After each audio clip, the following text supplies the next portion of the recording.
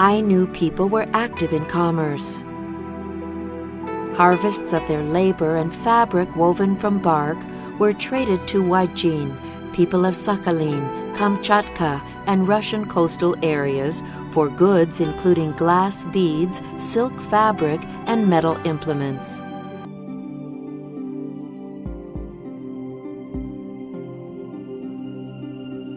Ainu people actively traded with Wajin.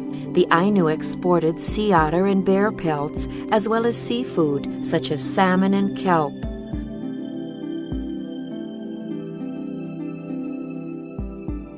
Wajin exported silk fabric, rice, and iron implements, including pans, ritual utensils, cigarettes, and lacquer bowls prized by the Ainu.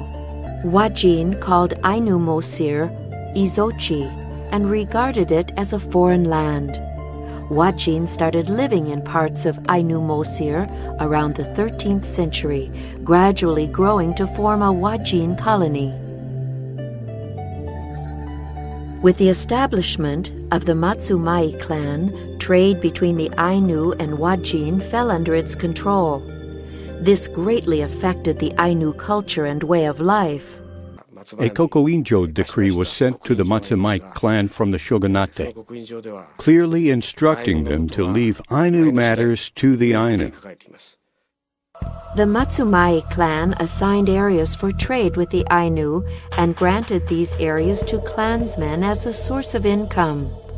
The system changed later, and clansmen contracted out fishing rights for dividends. A practice continued until the end of the Edo period. This trading post-commissioning system led Wajin merchants to use the Ainu as laborers in coastal fishing areas. The Ainu became abused workers instead of trading partners. In the late Edo period, fertilizer made from Ezo herring was crucial to agriculture on the Japanese mainland and attracted profit-seeking merchants to Ezo.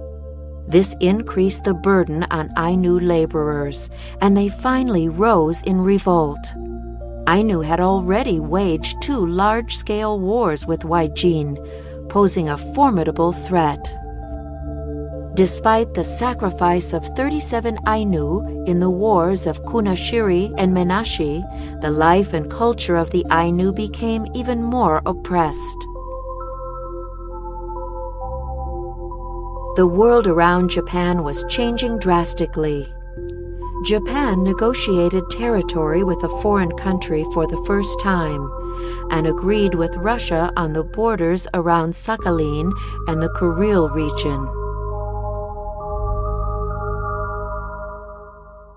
In 1869, the Development Commission was established.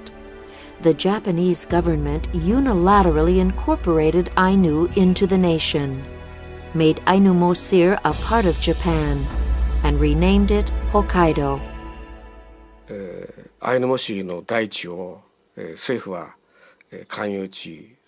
The government appropriated Ainu lands as government property, which they later sold. One after another, the government declared 4 rules and laws regulating the sale of land.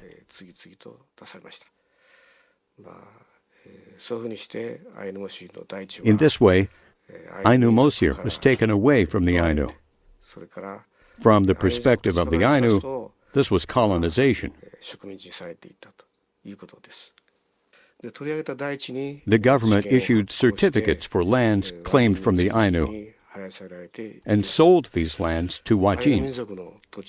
The Ainu were rarely allowed land ownership. In 1886, the Hokkaido government was established, and it encouraged large-scale sales of land. About 80,000 Wajin immigrated to Hokkaido around that time, boosting the population of Hokkaido to 1.61 million in just 5 years. About 530,000 hectares were developed in this span. It was rapid development and recognized as one of the most successful in world history. From the perspective of the Ainu, however, It was nothing less than a mass appropriation of their land. The government encouraged Ainu to take up agriculture, while banning earrings, tattoos, burning of chisei, salmon fishing, and hunting with bows and arrows. Their migration, use of Ainu words, manners, and customs was also prohibited. Labeled Aborigines and former Aborigines, the Ainu suffered discrimination. Discrimination against the Ainu occurred under the auspices of the Hokkaido Former Aborigine Protection Law. This law was enacted in the name of salvation for the Ainu, who were on the verge of starvation after losing their lands. The law stipulated that up to 5 hectares of land be assigned to each Ainu household. However, in fact, they only received about 3 hectares, an area too small for farming in Hokkaido. Wajin, on the other hand, were granted 33 hectares per person. This really was discrimination under the guise of protection. Even concerning education, Ainu children were taught the Japanese language and Waijin lifestyle under an inferior curriculum to that taught to Waijin children. The law stipulated that general regulations on land disposal be applied for the Ainu. There were, however, cases in which Ainu were denied rights because the Ainu were under special protection. The last and worst of such injustice was the agricultural land reform carried out after the defeat of Japan in the war.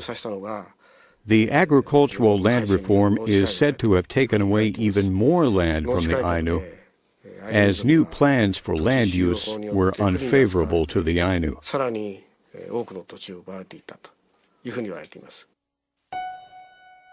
In spite of human rights violations and discrimination, future generations of Ainu did not lose their dignity. They studied their own language and culture and preserved their literature and records to express ethnic pride inherited from ancestors and resistance against discrimination.